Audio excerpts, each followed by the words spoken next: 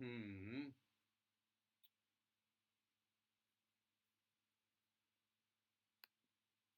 I'm live, but I don't see myself. I don't know what's going on. I don't. Something's happening. Anyways, now this is going to be difficult to maneuver.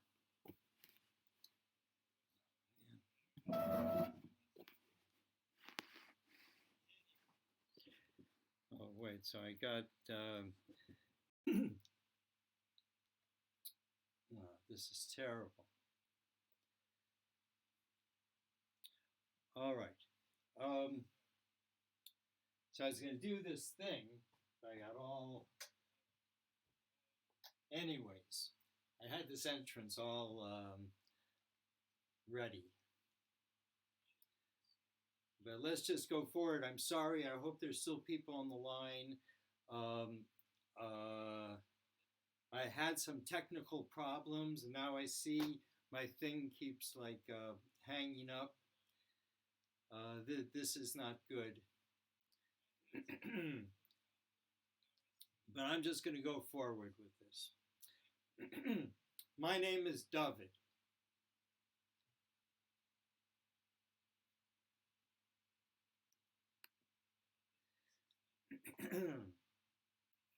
Let's see, maybe I should just be here. Not sure where I should be. My name is David, and this is David House Publishing.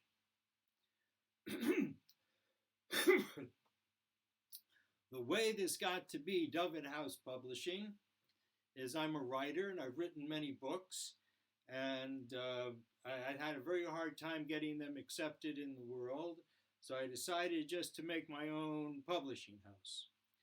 But nobody buys my books very much. So I've decided to make this these broadcasts once a week. Hope I won't have all these problems. I had to reboot the whatever, and now things seem to be all right. Technology, and the reason that that I wanted to do this is I really want to bring attention to my work. My work is just fantastic. And I have many books I want to publish, but until I start selling my books, until people start knowing about what I'm doing, that it's why should it, it's hard to publish more books. And I've recently come to Eretz Israel, come to the land of Israel.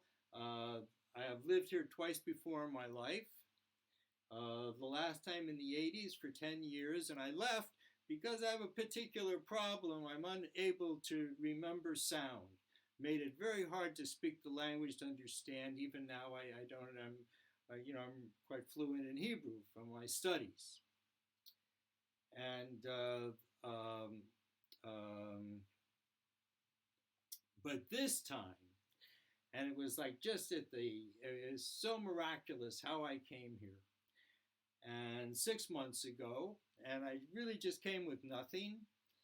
And within a week, I had this really nice, cool little place here in the middle of Yerushalayim. And since then, I just feel that God has been blessing me, and particularly with um, uh, um, clarity. And I've come to see how everything can shift. The paradigm shift, in the 80s, people were talking about this. And what is a paradigm? So, paradigm is kind of the rules of the road. And it's not hard you can't just change the rules of the road. If you drive on the right side of the street, you can't just suddenly say we're all going to drive on the left side of the street. It's hard to do. And particularly something so entrenched into our lives is really what they call, Western civilization. Like that's the best we can do, and that's it. And so I've found the key to the paradigm shift, how we can make everything shift in a very peaceful, quiet, beautiful way. And this information is just so far out that and I've written it in my books, and I really encourage people who want to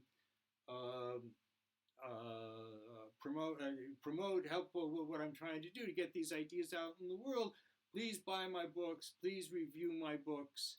And anyways, so let's really start. I'm very excited to just reveal these secrets. It's just so cool. So I want to start with 10, the number 10. And 10 in Hebrew actually is the letter Yud, which is the littlest letter of the whole alphabet. Really just a dot. And since there aren't any numbers in Hebrew, each letter has its own number, and the number of the Yud is 10.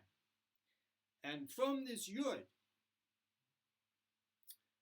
engraved into the Or Ein Sof, which is sort of like God's name before creation, all capabilities, and out of that became like the spiral of creation, which eventually made the black hole and created a universe that is based in 10. And we see, and one of the things it teaches us is as above, so below. And we see the human being is also made into 10. These are called the 10 Sfirot, the 10 luminaries. And they're built on 3 triangles: the triangle of the head, the 2 hemispheres in the brain, and the third eye, which corresponds to the to the eyes, the right side of the brain, the ears, the left side, and the nose, the third eye. You smell it, you know it. And then you have the arms. The 2 arms in the torso makes a triangle. The 2 legs in sex makes a final triangle. And the 10th is the mouth, is speech. And speech has 5 components: the throat, the palate, the tongue, the teeth, and the lips. And we see in our solar system, that there's the sun and the 9 planets. And each celestial body corresponds to one of these 10 places in the human structure. The sun is the right side of the brain. That's where the soul enters into the head. And the left side of the brain, they call mother and father, are never separated. So one is about seeing and one is about hearing. And these are kind of the ways that we talk. Do you see what I mean? Do you hear me? Do you understand me? And lastly, there's knowing. And knowing, the third eye, is what reaches all the way up to the soul and right down to the lowest expression of the person. That one wants to know what they're saying, what they're trying to convey. That we are the human beings, and we are the only ones who have this capacity to articulate thoughts into words. And so that's the first triangle of the solar system, is the sun and Mercury. Nothing ever divides them. And then Venus, the brightest star in the sky, though it's not the largest, but it's the brightest from Earth's perspective. And this is the third eye. And then you have, where it breaks down more into colors, blue is Earth, red is Mars, and Saturn is like the torso. There's the right arm and the left arm of the torso. And then you have the 3 giants, which are the 2 legs and the sex. And then finally you have Pluto, which happens to have 5 moons, because Pluto is speech.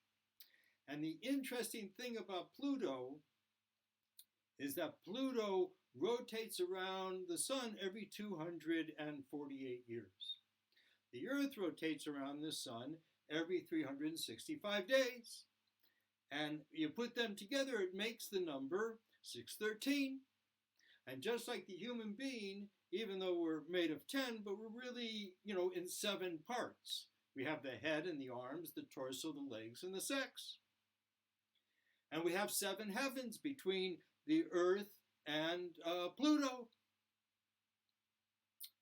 And together, these 2 orbits of 365 and 248 is the same way that the Torah breaks down the commandments for the Jewish people. The Jewish people were commanded 613 commandments, which are broken down into 248 positive commandments, things we have to do, and 365 negative commandments, things if you're Jewish you're not supposed to do. If you're not Jewish, you can do it.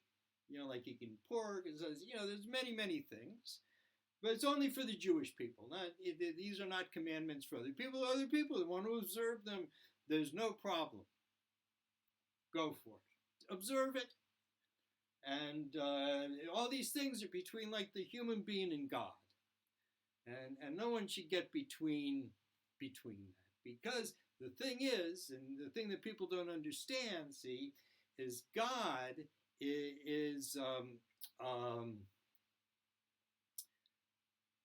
God is one, not first. God is one. What does one mean? We live in a universe of duality, and God is one, meaning God is not of creation, not physical, not spiritual. Therefore, God can be everywhere all the time to everybody, and God is always available. If you're sitting on the toilet and you got a problem, you can pray to God. No problem. When you need God, God is there. Anyways, so we see that we have this connection.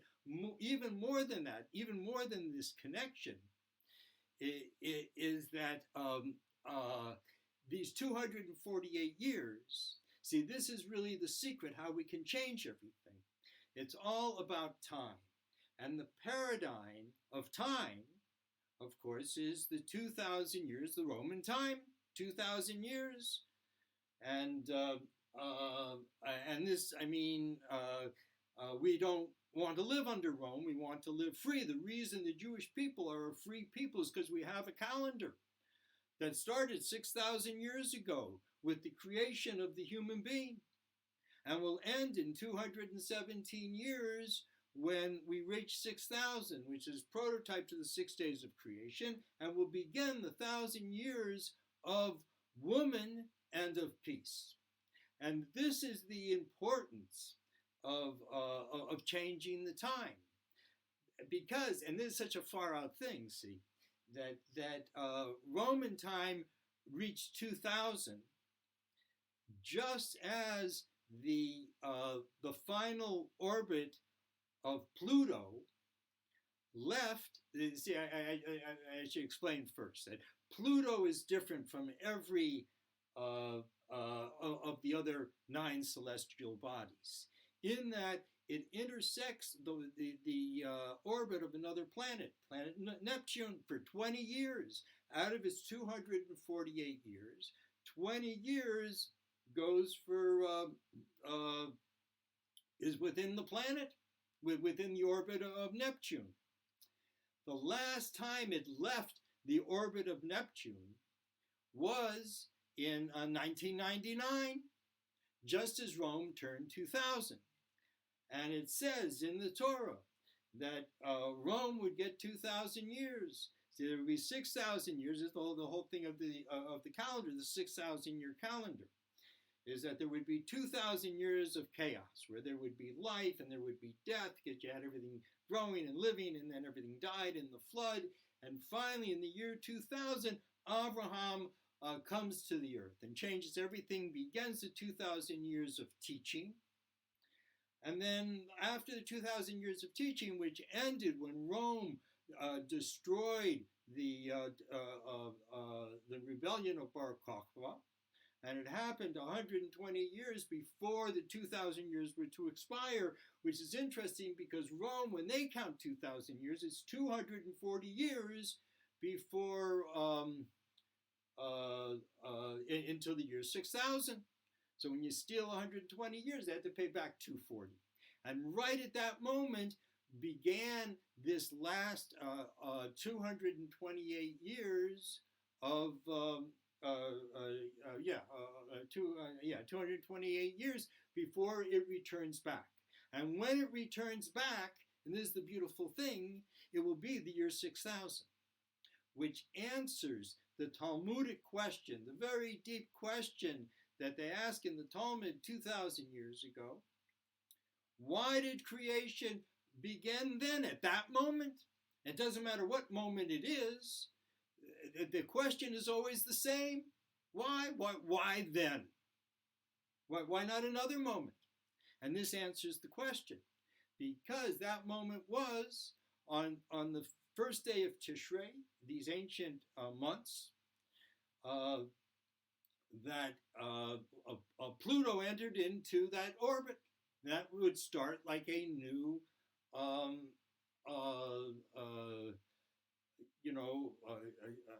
new, not orbit, a new orbit, a new.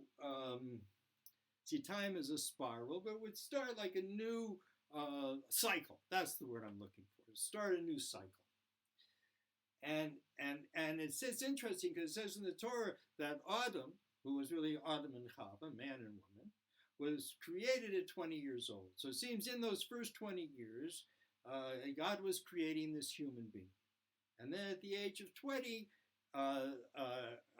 it was created upon the earth. The Jewish people, it's our tradition that was created here in Jerusalem, the first human being. And there was taken a fire form of that human being and brought to the Garden of Eden, which is just beyond the Kuiper Belt. And one might think they didn't know about the Kuiper Belt. They didn't even know about Pluto, Neptune, Uranus. They could only see from Saturn. Yet 2,000 years ago, written in the Zohar. Here's the Zohar. Written in the Zohar, a big, thick book, beautiful book, wonderful book, written in Aramaic. And it says that, what was I talking about? It says that it was, I don't remember. Anyways, these 20 years were very important to the human. Oh, I know what it says in the Zohar. That in the Zohar it relates, it describes and names the 9 planets, and the names are what we, Rome calls Pluto after their Roman gods, so we call Eretz, and Eretz means Iran, Aleph Rutz. Iran, why? Because the Garden of Eden is just beyond the Kuiper Belt. They know it's there. They can't find it. The reason they can't find it is because the Garden of Eden is facing away from our solar system, and Gehenna, where the soul goes to get cleaned up so they can enter into the Garden of Eden, is facing the world. And it says no light escapes from it. It's called the mouth of Duma. Duma is this angel, which is like, his whole trip is that he accepts people into Gehenna. And no light escapes from him, and that's why they can't find it. And the human being was tested, and the test wasn't whether he would eat from the apple. Now, that was all a setup. The test was, what would he say when God said, hey man, you ate from the apple.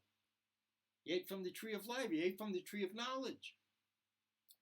And he said, the woman gave it to me. He wiped his hands on the woman.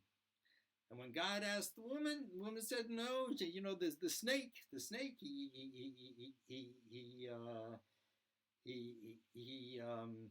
he made me do it. He talked me into it. I'm a woman. It's easy to talk me into things. God says, no, you're right. But the question is, why did you give it to the man to eat? And she had to admit, because you can only tell the truth before God, that I didn't want to die, and the man would marry another. So we see that the man was weak and the woman was vindictive, and so God said you have to go back to the world for 6,000 years and rectify all of this. And the first place they went to was Eretz. They were pushed out of the Garden of Eden, and there was these swords that were flickering everywhere. And that's what the Kuiper Belt is. It's complete chaos. And they're seeing things coming to you, going to you. You don't know where you are. Because they got afraid. And it says, and in this place it's completely dark. You can't even see the sun.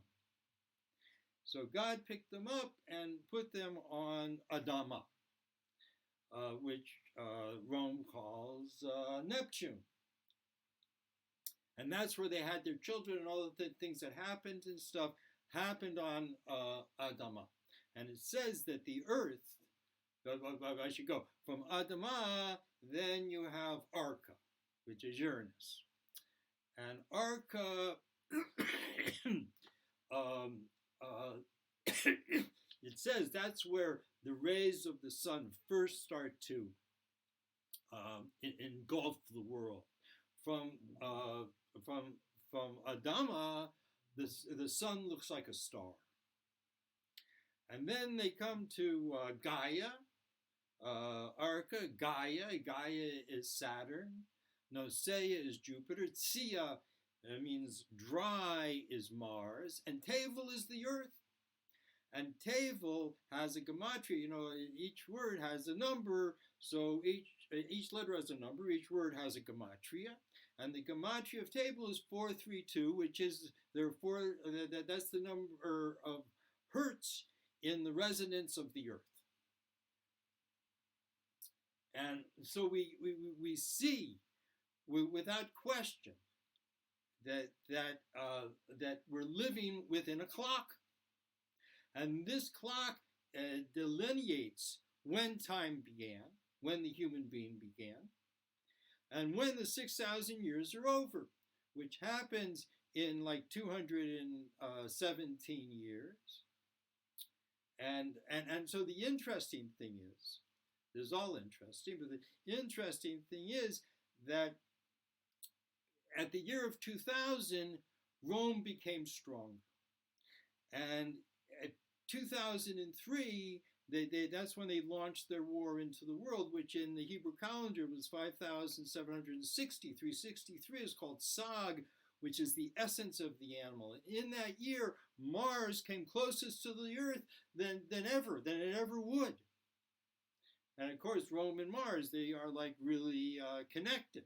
And it's interesting that the cross is actually, it's an ancient depiction of Mars, which is called Tohu, which broke.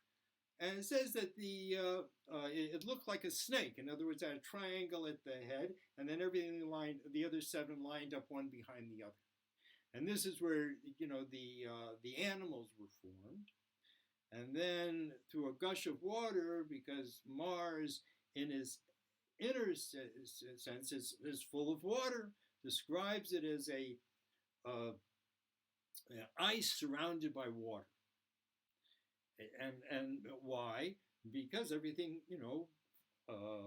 freezes from the inside. Except when the water came to the earth, God said to the water, cover. Don't sink your death, but cover. God said, don't cover, seek your death. As a result, water no longer freezes at its center, it freezes on the surface, saving all sorts of aquatic life. But everything else in the world freezes from its center. And this is how things got planted in the earth, form got planted in the earth, and then it could be called out and made into life. And the Hebrew calendar, which is very exact, yet we do have to fiddle with it now and then, quite a bit every year, to make things fall in the right way, particularly for the last 2,000 years. And so we know it's not exact. The only exact calendar is the rotation of Pluto around the sun, because it has exact declination points when it enters and exits. And these 20 years is what happened when Rome was finished in 2000, but they became stronger. How did they become stronger? Because it says when God wants to fight with the people, God first fights with the like the angel that watches over them and brings them down to the ground. And this was brought down to the ground and they felt it, and they felt their strength and their arrogance. And then after 20 years, it all fell apart. And what happened 20 years ago? Well, what happened after 20 years when it was 2020? Well, a God suddenly just threw a wrench into this very quick moving world, but they were spinning and spinning faster and faster until it would break, and then they would take in everything. It's people who want money, who want power, and God gave us kavod. And it's terrible, all the people who had to die for this, but kavod in Hebrew means honor. And they had certainly dishonored the Creator and dishonored the earth. And they'll never be able to build this back again. And for many reasons. One's because people see what's going on. And there's another sign, a beautiful sign of this, is that Trump, when he was elected, the year was 5777. And the day that he was inaugurated, he was 70 years, 7 months, and 7 days. And on March 11th, 2020, when the World Health Organization proclaimed that COVID was a pandemic, beginning the fall of Trump, there were exactly 7,770,000,000 people in the world. What is the meaning of the 777? Well, it says the 7 is beloved. Every 7 is beloved. Every 7th day is the Shabbat, and it's a wonderful time. You're supposed to have pleasure and relax. But 777 is the actual, it says in the Torah that, it asks, like, where did God create death? So it says on the 6th day of creation, every day of creation, God says it's good. On the 6th day of creation, God says, Tov Ma'od, it's very good. And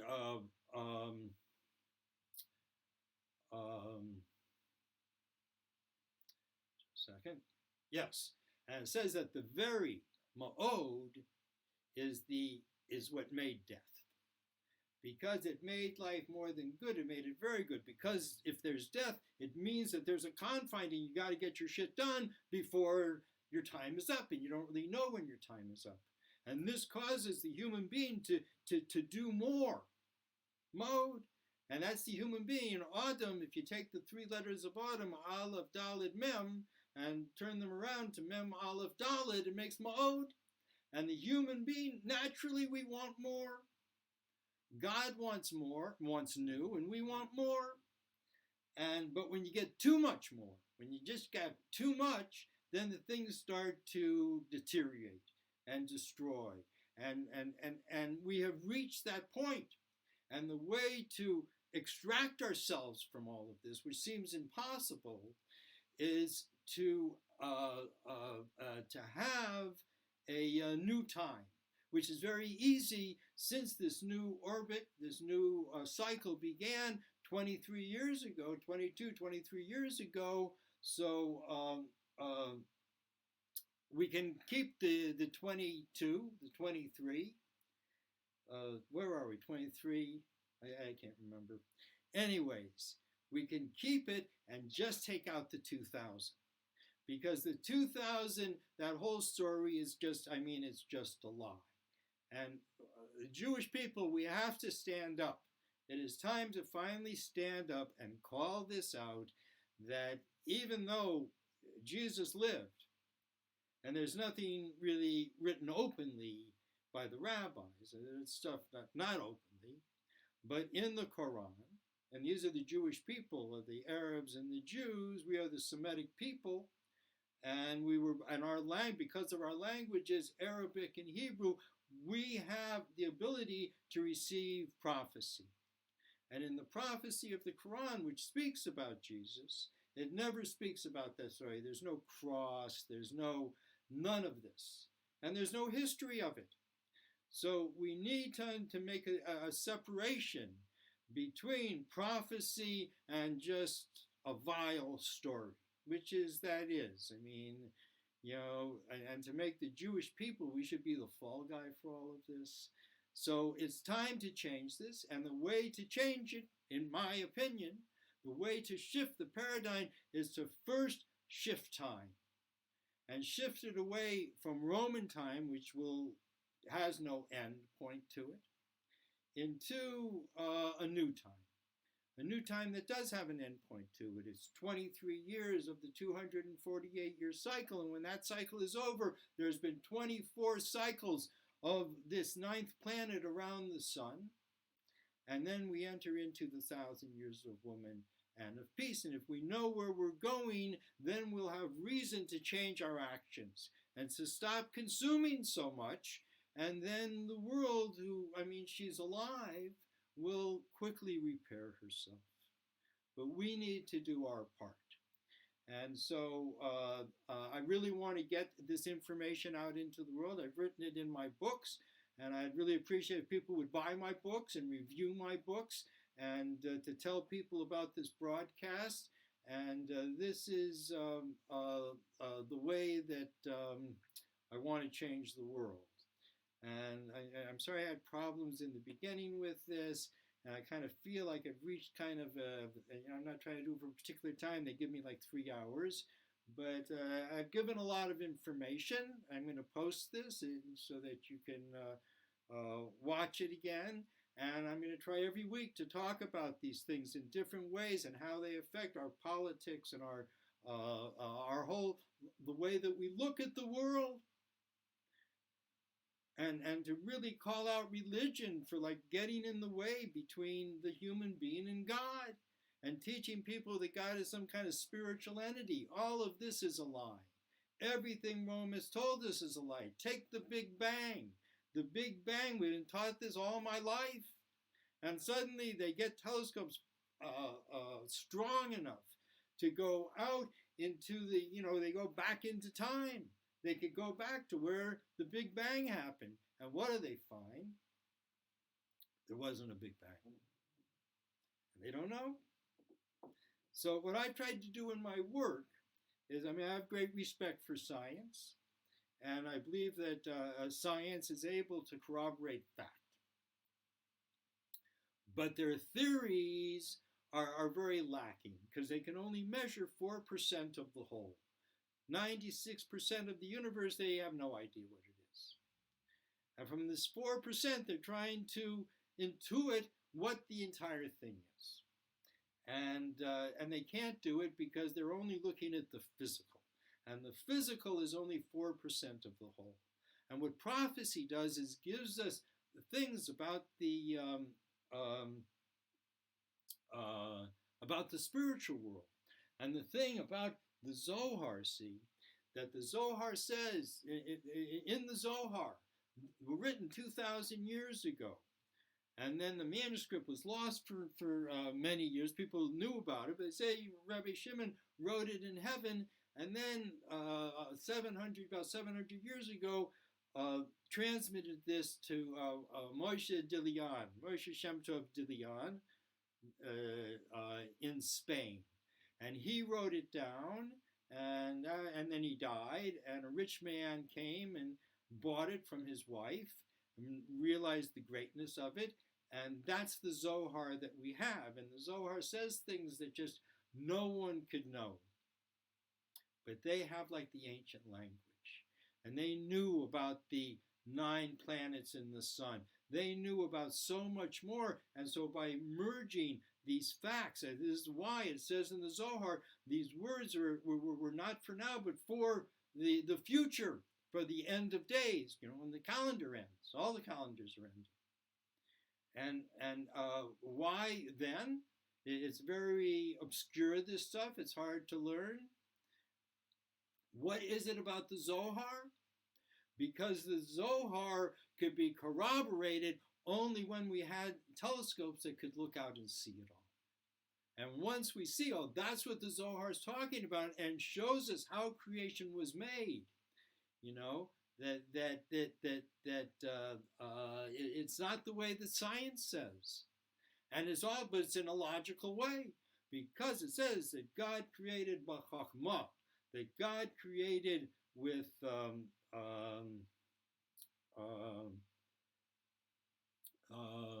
Chachma is the right side of the brain. That's the beginning of logic. So everything that we find is going to be logical. That's why the universe is logical. It didn't come out of some big chaos and suddenly the chaos became logical. That doesn't make any sense. What does make sense, and this is what the scientists say would have to happen, it would have to be engraved from the very beginning. And that's the dot of the yud. That's what went up into God's mind. Not that God has a mind. God doesn't have anything like that. But it's a metaphor that God produced this yud. And in this yud, in this point, God engraved all the information for heaven and earth. And with that, created the black hole from a spiral that, because the engraving happens like this, and it spiraled down to a point, and then it opened up into the universe. And everything that the Zohar describes, we have found now in science. And it's beautiful because it shows, and even with, without it, there was many signs anyways, like the moon on a total eclipse precisely covers the sun. You can take off your glasses, you can look right at it, because the sun is precisely, if it was a little closer to us, it would cover the aurora, everything. If it was a little further in, a little bit of light would come out and you couldn't look at it, but it's precise. I once asked an astronomer that I knew, how extraordinary is that? And he says it's though someone put it there. What are the chances? I mean, the moon has no relationship with the sun, it has a relationship with the earth, but has no relationship with the sun. And this is a sign that this did not come out of chaos, that there is God, and God is the creator, and God is not spiritual. You want to see the spiritual, go out at night, look up in the sky, you'll see it. Every star in the sky is pointed at the earth. So and a starlight, beam of starlight goes from blade of glass to blade of grass to tell it to grow. And it has effects on the human being. That's why, the planets and astrology, it's real. Why? Because it didn't have to come from, billions of years away. When God created the stars, God also extended all the lines of light to the earth. And then it took 266,450,000 years to do, which is 365 squared times 2,000 is 2,000 years that God played with creation before saying now. And that was on the first day of Tishrei. And in the Torah, the first word in the Torah is Bereshit. And you can take those letters and turn them around and it reads Ba'alef Tishrei, in the first day of Tishrei. And what is Bereshit? In the beginning, this was the beginning of our section of time. And to have a section of time which is something we can comprehend in our minds, 6,000 years, we can comprehend. And that is the history of the human being. And we're about to go into the conclusion, which is the 1,000 years of woman and the 1,000 years of peace. And if we know that, if we understand it and we see that the time, it's a real thing. It's not something someone made up. And now we can track it, satellites, all this stuff, we can track exactly what time it is and when this planet is going to return to its original place of entering into those 20 years. And so that's why, this, the fall of Rome, which doesn't mean the destruction of Rome. It just means the paradigm of Rome is really over.